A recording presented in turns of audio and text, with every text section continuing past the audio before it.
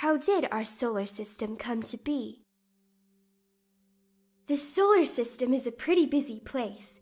It's got all kinds of planets, moons, asteroids, and comets zipping around our sun. But how did this busy stellar neighborhood come to be? Our story starts about 4.6 billion years ago with a wispy cloud of stellar dust. This cloud was part of a bigger cloud called a nebula. At some point, the cloud collapsed, possibly because the shockwave of a nearby exploding star caused it to compress. When it collapsed, it fell in on itself, creating a disk of material surrounding it.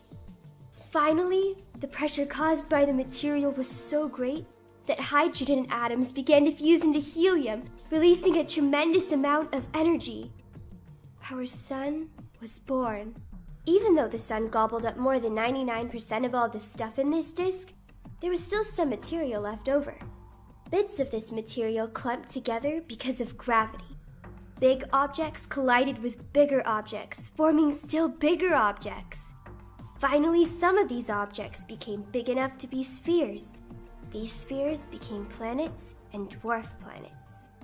Rocky planets like Earth formed near the sun because icy and gaseous material couldn't survive close to all that heat. Gas and icy stuff collected further away, creating the gas and ice giants.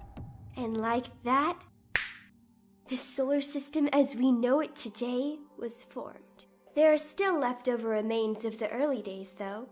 Asteroids in the asteroid belt are the bits and pieces of the early solar system that could never quite form a planet. Way off in the outer reaches of the solar system are comets.